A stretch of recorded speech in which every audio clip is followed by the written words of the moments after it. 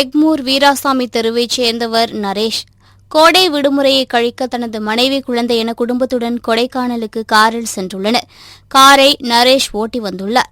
இந்த காரானது கள்ளக்குறிச்சி மாவட்டம் உளுந்தூர்பேட்டை புறவழிச்சாலையில் செல்லும்போது எதிர்பாராத விதமாக சாலையின் நடுவே உள்ள தடுப்பு கட்டையில் மோதி தலைக்குப்புற கவிழ்ந்து விபத்துக்குள்ளானது. இதில் குழந்தை உள்பட நரேஷ் மற்றும் அவரது மனைவி மூவரும் சிறு காயத்துடன் அதிர்ஷ்டவசமாக உயிர் தப்பிய நிலையில் அவர்களை மீட்டு அப்பகுதி மக்கள் சிகிச்சைக்காக உளுந்தூர்பேட்டை அரசு மருத்துவமனைக்கு அனுப்பி வைத்தனர். இந்த கார் விபத்தால் சென்னை திருச்சி செல்லும் தேசிய நெடுஞ்சாலையில் போக்குவரத்து பாதிக்கப்பட்டது. தஞ்சை கீழவாசல் பகுதியில் திமுக வேட்பாளர் முரசொலியை ஆதரித்து தமிழ்நாடு காங்கிரஸ் கட்சியின் தலைவர் செல்வ பெருந்தகை தீவிர வாக்கு சேகரிப்பில் ஈடுபட்டார். அப்போது பேசிய அவர், இந்தியாவில் வாக்குறுதிகளை நிறைவேற்றாத ஒரே பிரதமர் மோடிதான் என்றும், முதலமைச்சர் மு.க.ஸ்டாலின் கொடுத்த வாக்குறுதிகளை 100% நிறைவேற்றியதுடன் சொல்லாத வாக்குறுதிகளையும் நிறைவேற்றியுள்ளதாகவும் தெரிவித்தார். சென்னை கண்ணகி நகரில் வலி நிவாரணி மாத்திரைகள் போதைக்காக விற்பனை செய்யப்படுவதாக கண்ணகி நகர் சட்டம் ஒழுங்கு ஆய்வாளர் தயாளுக்கு ரகசிய தகவல் கிடைத்தது. அதன் பேரில் தனிப்படை போலீசார் கண்ணகி நகர் பகுதியில் தீவிர கண்காணிப்பில் ஈடுபட்டு கண்ணகி நகர் மற்றும் எழில் நகரிலிருந்து 2 பெண்கள் உட்பட 8 பேரை கைது செய்து அவர்களிடமிருந்து 800 வலி நிவாரணி மாத்திரைகளை பறிமுதல் செய்தனர். இதனையடுத்து கைது செய்யப்பட்ட மண்டை சூர்யா, வினோத், பாபு, நாகராஜ், சிவகுமார், லாவண்யா, விக்னேஷ், ரம்யா ஆகியோரை நீதிமன்றத்தில் ஆஜர்படுத்தி சிறையில் அடைத்தனர். தேனி மாவட்டம் பெரியகுளம் வடகரை, தாமரைக்குளம் உள்ளிட்ட பகுதியில் 5000க்கும் மேற்பட்ட ஏக்கர் நிலங்களில் நெல் பயிரிடுவது வழக்கம். இந்த நிலையில் கோடை நெல் நடவு பணிகள் மேற்கொள்ள 10 நாட்கள் உள்ள நிலையில் விவசாய நிலங்களை உழுது ஆயத்த பணிகளை துவக்கியுள்ளனர்.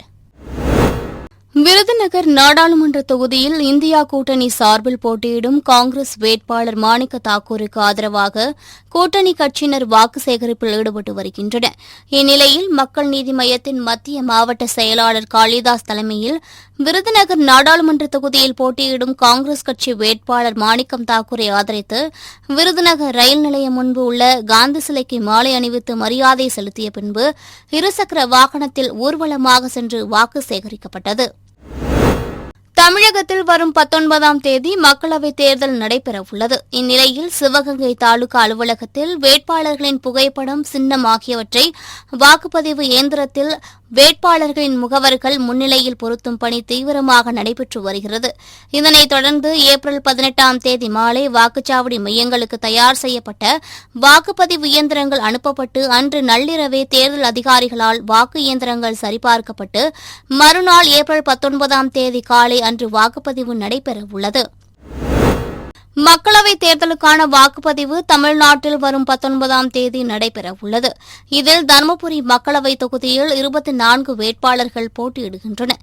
இந்நிலையில் மின்னணு வாக்குப்பதிவு இயந்திரங்களில் போட்டியிடும் வேட்பாளர்களின் பெயர் மற்றும் சின்னம் பொருத்தும் பணி நடைபெற்றது.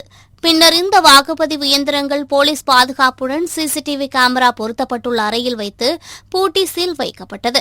மாவட்ட தேர்தல் அலுவலரும் மாவட்ட ஆட்சியருமான சாந்தி தலைமையில் நடைபெற்ற இந்த நிகழ்வில் அங்கீகரிக்கப்பட்ட அரசியல் கட்சி பிரதிநிதிகள் கலந்து கொண்டனர். மக்களவைத் தேர்தலை முன்னிட்டு இந்தியா கூட்டணி சார்பில் நாகை நாடாளுமன்ற தொகுதி தேர்தல் பணிமனை அலுவலகம் திறப்பு விழா திமுக கீழையூர் மேற்கு ஒன்றிய செயலாளர் மலர்வண்ணன் தலைமையில் திருக்குவளையில் கடைவீதியில் நடைபெற்றது. இந்நிகழ்ச்சியில் திமுக மாவட்ட செயலாளரும் தமிழ்நாடு மீன் வளர்ச்சிக் கழக தலைவருமான கௌதமன் கலந்து கொண்டு ரிப்பன் வெட்டி திறந்து வைத்தார். இந்நிகழ்ச்சியில் நாகை நாடாளுமன்ற உறுப்பினர் செல்வராஜ், திமுக இளைஞரணி மாநில துணைச் செயலாளர் இளையராஜா, காங்கிரஸ் மாவட்ட தலைவர் அமிர்தராஜா, மாவட்ட இளைஞரணி அமைப்பாளர் கார்த்தி உள்ளிட்ட பலர் கலந்து கொண்டனர். அரியலூர் மாவட்டம் செந்தூரை அருகே உள்ள ராயபுரம் பகுதியில் தேர்தல் பறக்கும் படையினர் வாகன சோதனையில் ஈடுபட்டிருந்தனர். அப்போது L&D ஃபைனான்ஸ் நிறுவனத்தில் பணிபுரியும் கருப்புசாமி என்பவர் ஓட்டி வந்த இருசக்கர வாகனத்தை நிறுத்தி சோதனை செய்ததில் அதில் உரிய ஆவணமின்றி கொண்டு வந்த 1,02,000 ரூபாயை தேர்தல் பறக்கும் படையினர் பறிமுதல் செய்தனர். திருவண்ணாமலை நாடாளுமன்ற தொகுதியில் போட்டியிடும் திமுக வேட்பாளர் CN அண்ணாதுரையை ஆதரித்து திமுக செங்கம் சட்டமன்ற உறுப்பினர் கிரி பிரச்சாரத்தில் ஈடுபட்டு வருகின்றார். இந்நிலையில் செங்கத்தில் செய்தியாளர்களை சந்தித்த அவர், முன்னாள் அமைச்சரும் தற்போதைய போலூர் சட்டமன்ற உறுப்பினருமான அக்ரி கிருஷ்ணமூர்த்தி திமுக அரசால் கொண்டுவரப்பட்ட பல்வேறு திட்டங்களை மறைத்து திட்டமிட்டு பொய்யான பிரச்சாரம் மேற்கொண்டு வருவதாகவும், திமுகவே திருவண்ணாமலை நாடாளுமன்ற தொகுதியில் வெற்றி பெறும் என்றும் தெரிவித்தார். மக்களவைத் தேர்தலில் 100% வாக்குப்பதிவை வலியுறுத்தி செங்கல்பட்டு மாவட்டம் திருக்கழுக்குன்றம் வட்டாட்சியர் அலுவலகத்தில் மாற்றுத்திறனாளிகள் நலத்துறை மற்றும் கேரடாஸ் இந்தியா தனியார் தொண்டு நிறுவனம் சார்பாக விழிப்புணர்வு நிகழ்ச்சி நடைபெற்றது. திருக்கழுக்குன்றம் துணை வட்டாட்சியர் கணேசன் தலைமையில் நடைபெற்ற இந்த விழிப்புணர்வு நிகழ்ச்சியில் அனைத்து வகையான மாற்றுத்திறனாளிகள் அனைவரும் ஒருங்கிணைந்து 100% நிச்சயம் வாக்களிப்போம் என உறுதிமொழி ஏற்றுக்கொண்டனர். இதனைத் தொடர்ந்து மாற்றுத்திறனாளிகள் விழிப்புணர்வு பதாகைகள் ஏந்தி பேரணி சென்றனர். கள்ளக்குறிச்சி மக்களவைத் தொகுதியில் திமுக சார்பில் போட்டியிடும் மலையரசனை ஆதரித்து சேலம் மாவட்டம் ஆத்தூர் ராணிப்பேட்டையில் இளைஞர் நலன் மற்றும் விளையாட்டுத்துறை அமைச்சர் உதயநிதி ஸ்டாலின் பிரச்சாரம் மேற்கொண்டார். அப்போது பேசிய அவர், மாநில உரிமைகளை அடகு வைத்தவர்தான் முன்னாள் முதலமைச்சர் எடப்பாடி பழனிசாமி என்றும், சசிகலா பாதத்தை பிடித்து முதலமைச்சர் ஆகிவிட்டு சசிகலாவிற்கு பச்சை துரோகம் செய்தவர் பாதம் தாங்கி பழனிசாமி என்றும் விமர்சித்தார். திருச்சியிலிருந்து முசிறி வழியாக சேலம் நோக்கி அரசு பேருந்து சென்று கொண்டிருந்தது. அப்போது தொட்டியம் முடக்கு சாலை பகுதியில் தருமபுரியிலிருந்து குளித்தலை நோக்கி வாழைக்காய் ஏற்றுவதற்காக வந்த வேனும் அரசு பேருந்தும் மோதி விபத்துக்குள்ளானது. இதில் வேனில் வந்த தருமபுரி மாவட்டம் பாலக்கோடு வாழைத்தோட்டம் பகுதியைச் சேர்ந்த கோபி என்ற இளைஞர் சம்பவ இடத்திலேயே உயிரிழந்தார். மேலும் வேன் ஓட்டுநர் நந்தகுமார் பலத்த காயமடைந்தார்.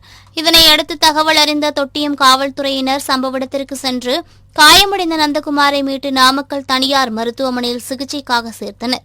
மேலும் விபத்து குறித்து வழக்கு பதிவு செய்து கோபி சடலத்தை கைப்பற்றி நாமக்கல் அரசு மருத்துவமனைக்கு பிரேத பரிசோதனைக்காக அனுப்பி வைத்து விசாரணை மேற்கொண்டு வருகின்றனர்.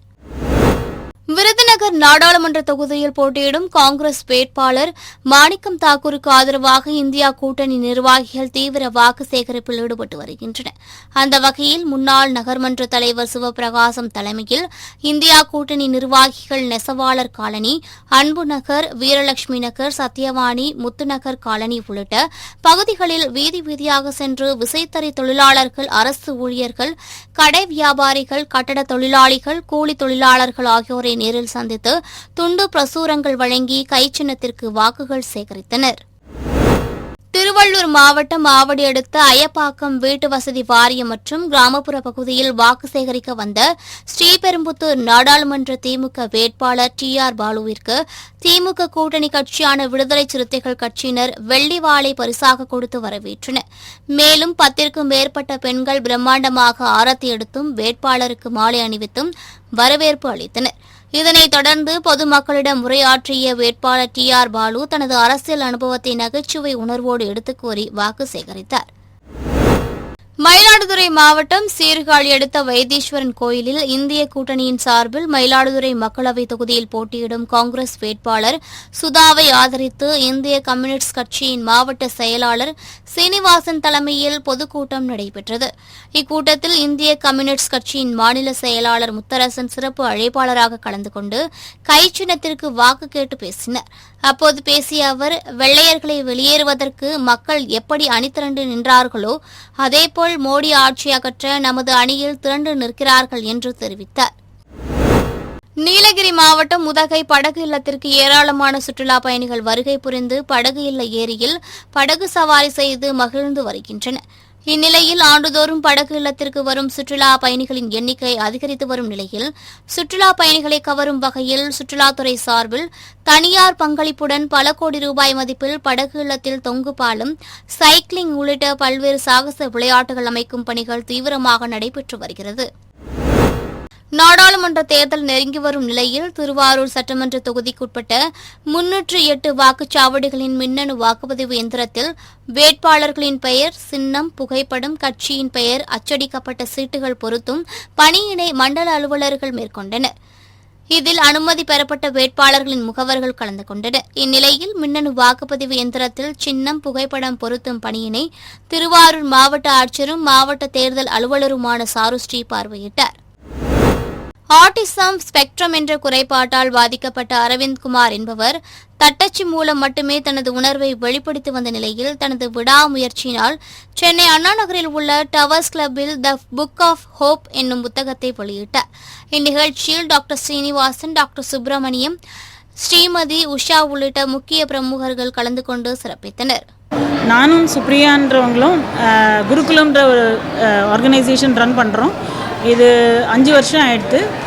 ஸ்பெஷல் நீட்ஸ் பிள்ளைங்க 40 பிள்ளைங்களுக்கு நாங்கள் வந்து ட்ரைனிங் எஜுகேஷன்லாம் தந்துட்டுருக்கோம். இங்கே இவர் வந்து அரவிந்த்குமார் வந்து என்னோட சன். இவர் என்னோட 2வது சன். எனக்கு 2 பிள்ளைங்க. என்னோட பெரிய பிள்ளை my oldest child is no மோர்.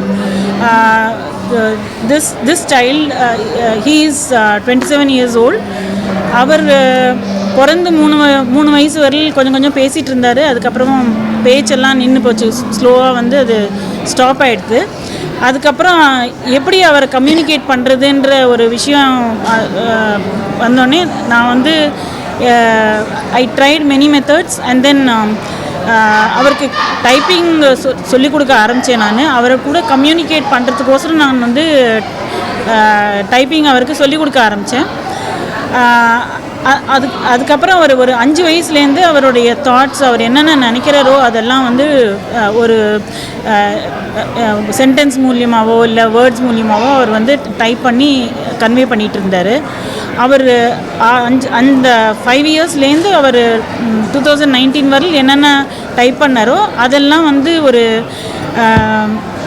அது ஒரு ஜேர்னல் மாதிரி நாங்கள் வந்து அதை we brought it out as a journal in 2019. அந்த ஜேர்னலில் வந்து எவ்ரி 5th பேஜ் வந்து அவர் எழுதின போயட்ரி, அப்புறம் அவர் கம்யூனிகேட் பண்ணது, அவரோட தாட்ஸு அதெல்லாம் வந்து எவ்ரி 5th பேஜில் பிரிண்ட் பண்ணோம். ஸோ அதுக்கப்புறமும் அவர் வந்து after 2019 also he was trying to communicate through sentences whatever he wanted to type and some poems and all. But June 2023 சடனாக வந்து ஒரு தாட் வந்தது எங்களுக்கு, அவருக்கு ஒரு கொஸ்டின்ஸ் கொடுக்கலாமே, அவர் எப்படி ஆன்சர் பண்ணுறாங்கன்னு பார்க்கலான்ட்டு. ஸோ அந்த கொஸ்டின்ஸ்க்கெல்லாம் வந்து அவர் ரெலவெண்ட்டாக ஆன்சர் கொடுக்க ஆரம்பித்தார். ஸோ அது எங்களுக்கு ஒரு என்கரேஜ்மெண்ட்டாக ஆகிட்டு நாங்கள் வந்து நிறைய பேர் போய் கொஸ்டின்ஸ் கேட்டு அவங்க எப்படிலாம் ஆன்சர் பண்ணுறாங்க, அந்த கொஸ்டின்ஸ் எல்லாம் கேட்குறாங்களோ இவருக்கு டெய்லி நாங்கள் 10 to 12 கொஸ்டின்ஸ் நாங்கள் கொடுப்போம். அதை அவர் டைப் பண்ணுவார். அதெல்லாம் எல்லாமே தொகுத்து அது எல்லாமே கம்பைல் பண்ணி ஒரு புக்காக வந்து எல்லாரும் படிக்கட்டும்ன்ற ஒரு நோக்கத்தில் இதை எடுத்துகிட்டு வந்தோம். சென்னை அம்பத்தூர் 7வது மண்டல வருவாய்த்துறை அதிகாரிகள் கலைக்குழுவினருடன் திருமங்கலம், பாடி சிவன் கோயில் ஆகிய பகுதிகளில் தப்பாட்டம், ஒயிலாட்டம், கரகாட்டம் போன்ற கலை நிகழ்ச்சிகள் மூலம் 100% வாக்களிப்பது தொடர்பாக பொதுமக்களிடையே விழிப்புணர்வு ஏற்படுத்தினர். மேலும் அரசு அதிகாரிகள் சாலையில் மனித சங்கிலியாக நின்று 100% வாக்களிப்பை முன்னிறுத்தி வாகன ஓட்டிகள் மற்றும் சாலையில் நடந்து செல்வோரிடம் துண்டு பிரசுரங்களை வழங்கினர்.